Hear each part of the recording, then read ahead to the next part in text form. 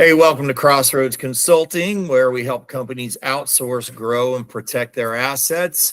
We have Jeff Rhodes and Billy Rhodes here. Today we have a special guest, Mr. Ken Sadler with Summerhill Asset Management, LLC. Welcome, Ken. Hey, thanks guys for having me. Yeah, absolutely. Thanks for taking the time out of your day. Some of the things that we want to talk about today are the services that you provide.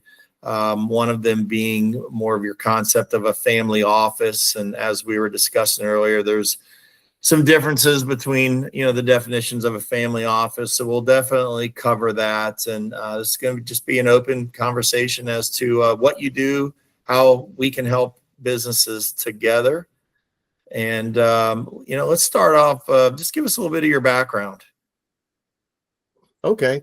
Well, I'm originally from the great state of South Carolina.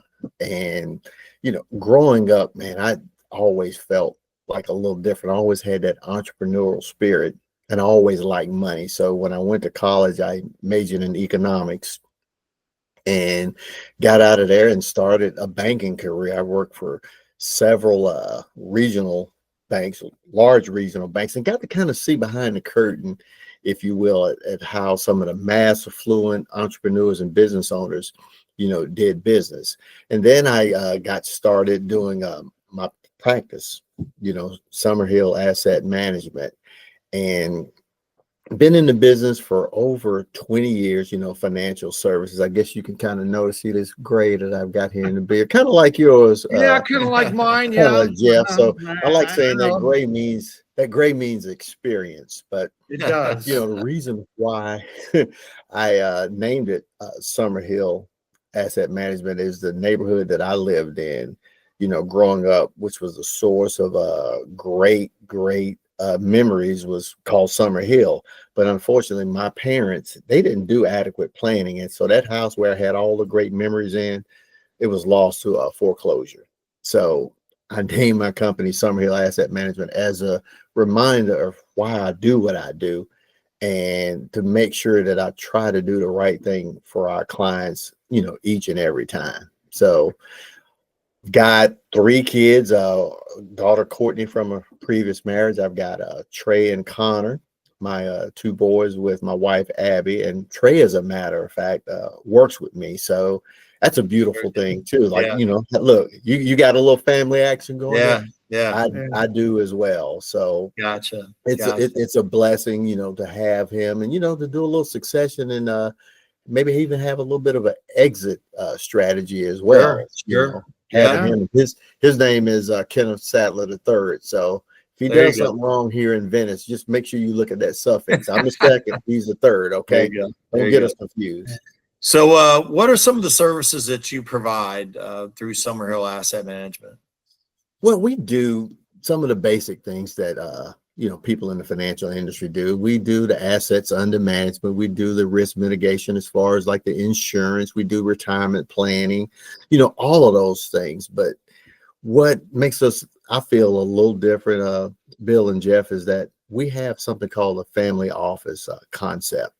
And I know there are a number of family office places out there, but what we decided that we wanted to do, and it came to me as a matter of necessity. I started having clients, right, that were coming to me for like tax planning, estate planning. And I was like, okay, man, I need to find some people that I can partner with and build a team to really and truly do holistic planning. Because it could be easy for me to, hey, you bring in your assets, I charge you a 1% fee, and we go on about our business, right? Or I do some retirement income planning, you get a commission and we're good to go. But that's not why I got into this business. So the financial planning industry, probably same as yours, is rife with nefarious characters, so to speak. And for me to do the right thing, right, I had to look at the entire client. So now we offer risk mitigation, of course, the financial planning, business advisory services, which where people like you can come in, and we can touch on that later. We also do tax planning and estate planning. I don't do it, but I work in collaboration with trusted partners from a team that we've built in order to be able to do that. Yeah. One of the things that we've been talking about lately is risk mitigation. So I'd be interested to kind of hear your approach to that, because there's so many areas that involve risk, right? The Yes. physical risk of, being on site on the job, the financial risk, the insurance liability risk, things like that. So if you would just share with us your kind of view of risk mitigation. Well, I will tell you this, especially it depends upon the client. So like say for instance, for a business client, one of the things that we'd look at and we partner with is people in the commercial insurance part. Okay, let's take a look and make sure that you're covered. If something happens, you make a great point, Bill, if something happens on the work site, right? Let's make sure that you're covered in that business that you work so hard to build, right? It just doesn't disappear like that. But the other thing that we look at as well is services like you guys offer. I mean, some people don't think that that's a risk mitigation, but man, I mean, payroll, come on, man. Let's make sure that this thing is done right. 401k management, benefits, that whole nine. And for me, I call that risk mitigation because if you've got a good suite of benefits, you can keep good people there, right? Losing people to me is a risk. And I know some people don't look at that as a risk Yeah. mitigation, but I do. And Yeah. that's why it's good to have somebody, right, that kind of thinks outside the box and knows that, look, that's an important part. That's on the business side. For individuals, of course, people don't like insurance. The only time you can use it is when you're dead. No, there's so many things that you can do with insurance. And I'm sure you guys have come into contact with people that do insurance planning at a high level where you get benefits, right, when you actually use it. I used to work for the FDIC, right? And I was a bank examiner. And one of the biggest items on the balance sheet for a bank is what was called BOLI, bank-owned life insurance. And it was millions of dollars, guys. And I would ask, like, what is this for? Oh my gosh, they would have like insurance policies on their executives, right? Somebody passes away, they can use that money to go and look at hiring new executives. But it was just an asset that, people would be able to utilize. Remember I said that being in banking, I was able to see behind the curtain and how some of the mass affluent utilize those tools. It's there. It's there. And it's been a wonderful ride just to be able to learn, because I love information. I love knowledge. Yeah, the life insurance side of it is pretty complicated, and there's a lot of different products out there. And to your point, life insurance is a lot more of a tool these days than just a death benefit. There's a lot of estate planning elements. How are you going to pass assets on to your beneficiaries? Do you want to take care of your beneficiaries? It's really something, kind of a legacy maker as well, if you will. But the complexity of life insurance, as I've been exposed recently to it, is substantially more complex than it was 20, 30 years ago. Right. That's a great point. The reason why I smile when you said something about legacy planning, I get some clients and their plan is as individual as they are. I've got some people like, I'm not leaving them a dime. Okay, that's fine. I mean, this is your plan. But then we have some, right, that want to incorporate it, especially when you get into larger estates, right? You can use that as a tool to pay estate taxes. I just had a client, he was actually ended up becoming a friend. This shows you how risk mitigation can work on the individual level. Man, he had everything set up, and we've got money for his wife. But the other good thing about it is his wife can continue to enjoy her standard of living because she doesn't have to worry about not spending money, right? Because she's already got an estate that can pass potentially tax-free to her heirs. It's a wonderful thing. So yeah, Jeff, that's a great point, man, to talk about like how you can utilize life insurance. And a lot of advisors don't want to mess around with that, but I came up on the protection side. So I know how important risk mitigation is So that's one of the things that at Summerhill is different. I mean, even Trey himself, he's already gotten started with that. And that was one of the things I wanted to make sure that he did, is learn that side of the business, because we neglect that so much. It's so easy to, hey, you got that $1 million, bring it in. Let's look at your asset allocation. Boom, charge you 1.5%. I'm making $15,000 on an annualized basis. Thank you and have a great day. And we haven't looked at the rest of it. Yeah. That in my mind is criminal. Yeah, the tax side of estate planning is interesting as well. Man, you could get hammered with taxes, especially if you own a business and most of your assets are in that business. You know, there's a lot of tax exposure, and I think what you do on a tax basis is probably equally as important as the life side of it. Oh, without a doubt. And, you know, just think about, you know, going back to business, just look at you two.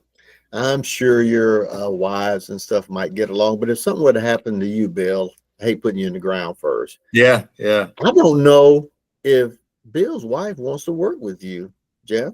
So we Right. need to have something in place to kind of give her an option to be able to buy you out or vice versa. So that's another tool that you can utilize, you know, life insurance. It's just part of succession plan. It's just so many things that you can do. And that's all a part of that family office, man. That goes under either business advisory part or the estate planning.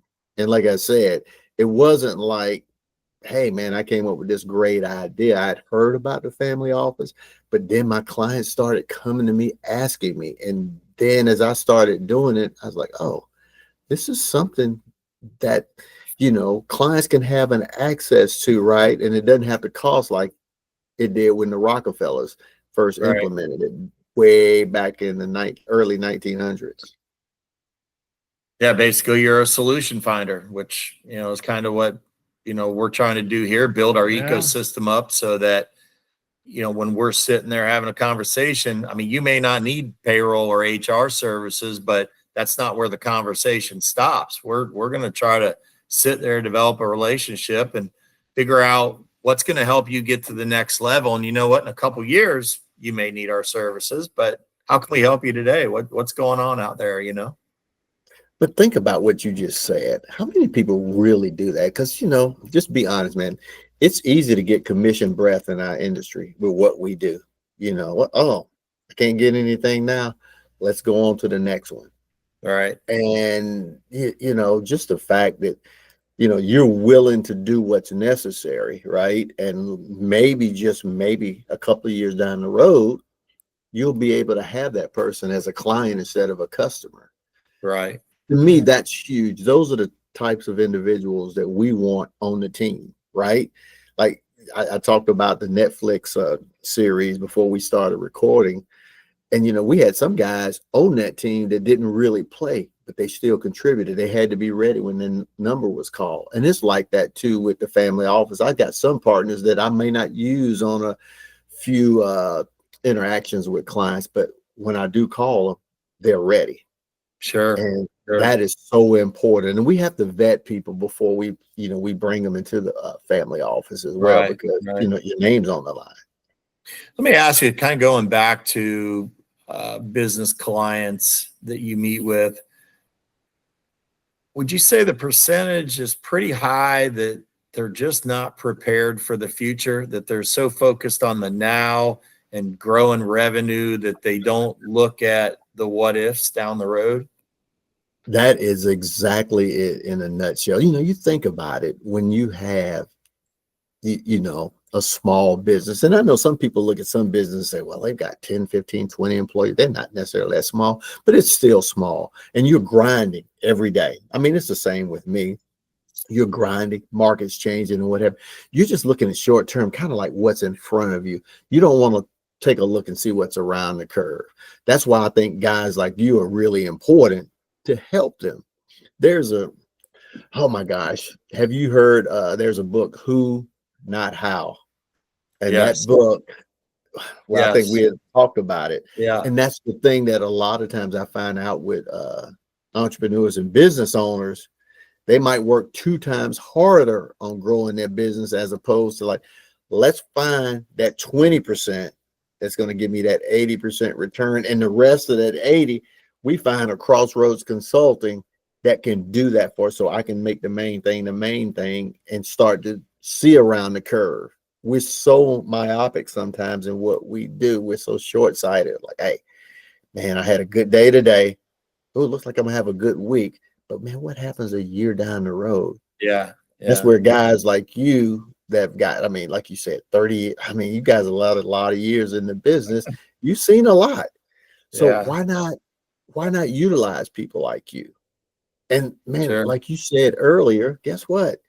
Even if I can't help you now, I might steer you in the direction of somebody that's can help you with some of those blind spots.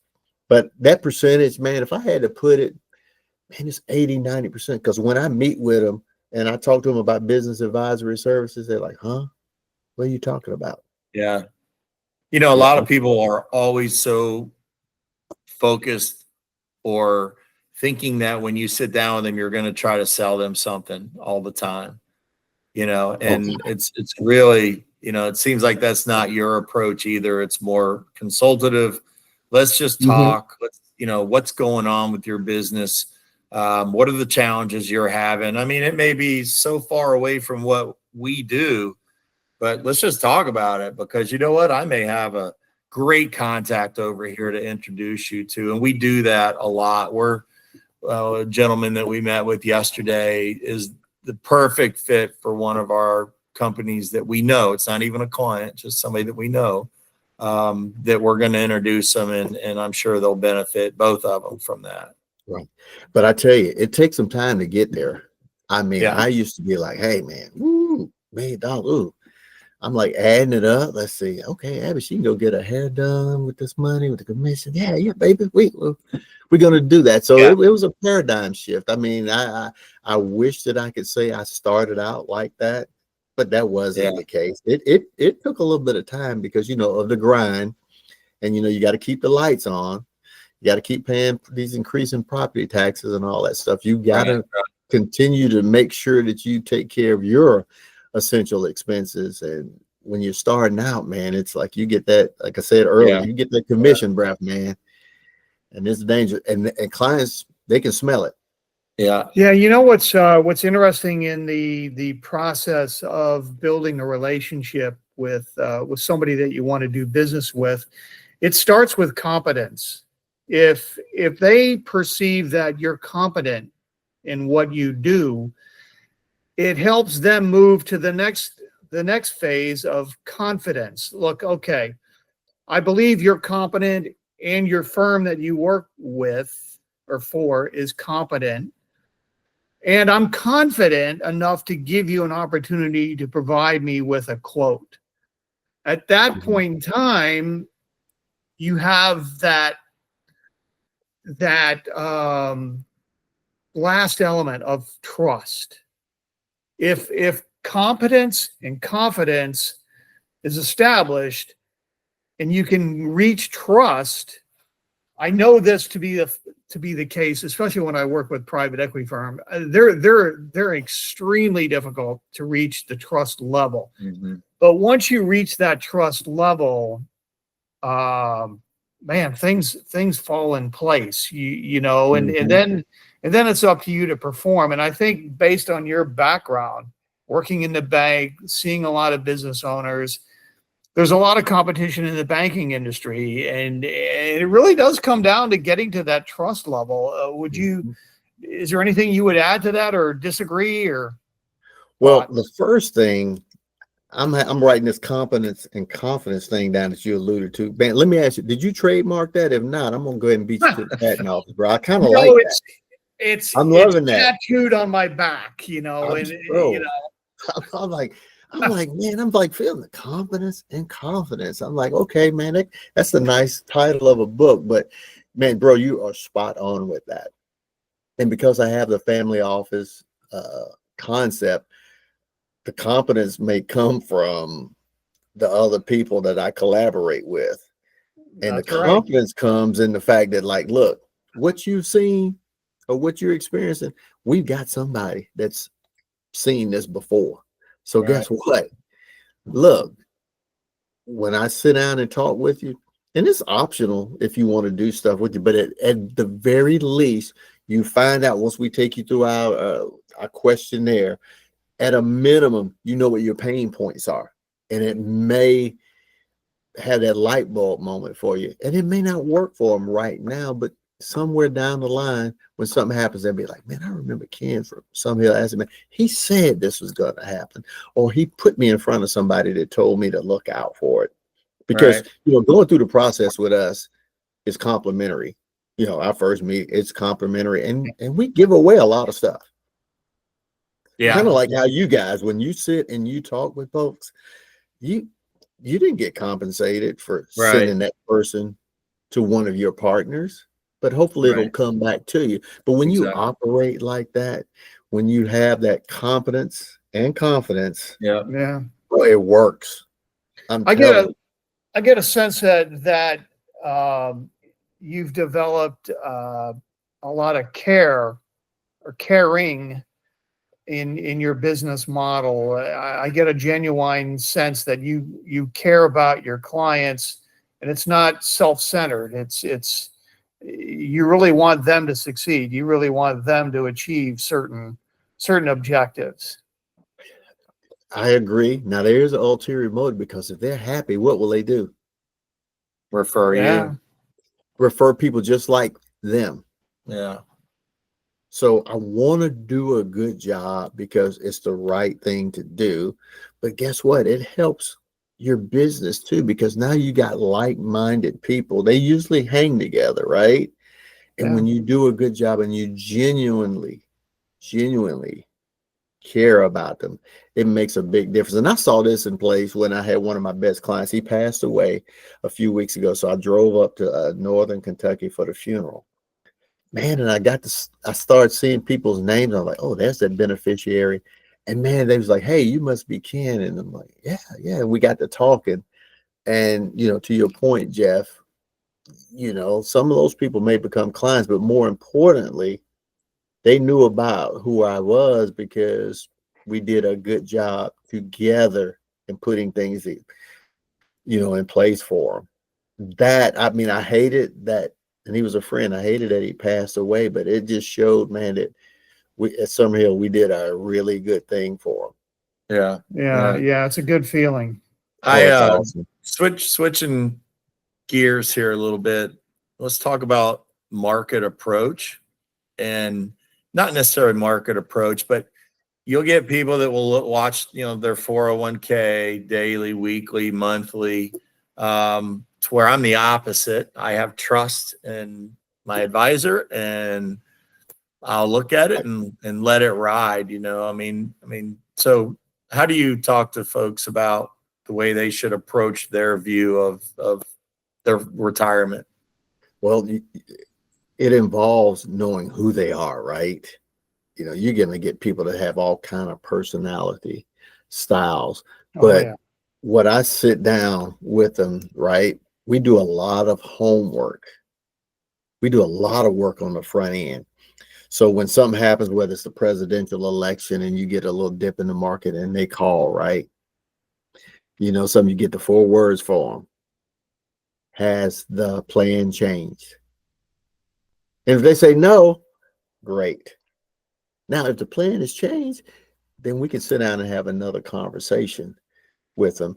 But for those ones that just sit and look at their 401k every day, I tell them up front, we can't do that. And if they want to be that kind of person that does that, then it may not necessarily be a fit for us. Okay. Right? Because, go ahead. I'm sorry. I was just going to say, what are some of the things where their plan would change? Right. Okay. So they said yes. Okay. What's changed? What are some of those items? Oh, well, the one of the most common things that you have is they either lost their job or they had a death in the family, right? Here's a good one. They got a raise. They got a promotion. So now, guess what? We can do 2 things. We can allocate more money to it if they haven't met the limit. And number two, we might be able to change their asset allocation now because they got a little bit more leverage as far as their monthly expenses are concerned. Those are some of the big ones that we see. And the other one, like us, we're all getting older, right? So when you're getting older and they decide that they might want to retire a little early, we need to go in and change that asset allocation for them, because in our business, 5 years or less is considered short term. Right. Because when you look at like the bear market and what have you, like the longest bear market, you take a look and like, man, what these people need to be able to recover. I remember people back in 2008, 2009, getting ready to retire. And guess what? They had a few choices: keep working or retire and take less in retirement. Who wants to take less in retirement? Yeah. So those are the big things. I mean, sometimes people get a promotion, family situations happen where somebody has passed away or they become disabled. That's another thing too. We were talking about risk mitigation. Those are some of the things that will happen with folks. Right. That will cause us to have to go back in and, take a look at. But quid pro quo, all things being equal, if everything's equal and the plan hasn't changed, let's just keep doing what we're doing, because guess what? When the market is down and you keep contributing the same amount, hey man, we're buying things on sale. Right. It's like the Publix. Boy, go, man, buy one, get one, baby. Walk in, see that display with about 12 items, buy But one, get one. Look, if there was a way that I could come in the back of Publix, it would save me a lot of money, because I'm like you. I go through there, I'm like, oh, there's a salad. I'll just buy salad a couple of days. That's all right. I just go through the rotation to get the ones that expire a little later. I know it's a great thing. Do you do speaking of risk profiling, do you look at your clients, especially the new clients that you acquire? Do you look at their portfolio from a risk perspective and say, look, we might need to soften the risk a little bit here. You're being a little bit aggressive. Maybe you're buying small caps, or you're getting crazy with some international exchanges, or the risk profile side of investing. Yeah, we do, but man, I tell you what, man, look, you looking for a job? I like how you're talking there, bro. Many right years here on the ago, island, so. Man, this is something that we'll have an adult beverage over. But yeah, many years ago, I was a stockbroker, a traditional stockbroker. Timing's everything, Ken, right? The mid to late 80s, stock market crash, junk bond market collapse, savings and loan crisis. Yeah, in my 20s and trying to build a business. And yeah, but the new way of managing money is very appealing to me versus the traditional stockbroker, which was more of a churn and burn, boiler room, transaction driven. Yes. That was awful. That just didn't appeal to me. Right. What you do is very appealing to me, but I'm long in the tooth, very difficult to change careers. I would rather give people to you. Okay. And try and get wrapped up in that again. All right. Like I said, I'm pretty close to you guys. I saw Bill when I stopped by to send a client over to a CPA, and I was like, man, I'm only 2.4 miles from you guys. I was like, dang, I was close. But to answer your question, we do look at risk profile, and it starts with, okay, your age, what do you want it to do, what sort of time horizons, because all those things have to match up before we go willy-nilly. But on the we talk about risk. I've had some clients that were like in money market stuff getting 2-3%. I was like, oh my gosh, you missed out on this bull run. I mean, there's sometimes that's being too conservative. Right. You're like 40 years old and you're doing this. I'm like, yeah. So well, Ken, we certainly I was going to say, we certainly appreciate your time. Is there any thoughts maybe or something we didn't ask you that you want to inject here? Well, I want to thank you guys for having me on this platform. And I think that you guys, and I know that you are doing really, really good things. And man, I tell you what, I would not have a problem sending one of my business clients to you because I know that you're going to be an extension of like what we do, and you will take really good care of them. And I appreciate I've that. heard about you guys and the new branding and all of that stuff. And the thing that I really like is that you got family in it. And Yeah. that's important. And you guys haven't killed each other yet. So that's We're way past that. Yeah. that's pretty cool. But you guys are doing good stuff in an area where we need companies like you to do this type of thing. Because man, look, businesses need it. Yeah. They need people like you to keep going, man, because small businesses are the backbone of this country. Absolutely. Sure. And if we can get somebody in front of you that can keep them from going out of business and maybe pass this down to another generation, man, that's an impact. And you guys are doing great work, man. You Well, doing Ken, keep it up. thank you. Appreciate it. Summerhill Asset Management LLC.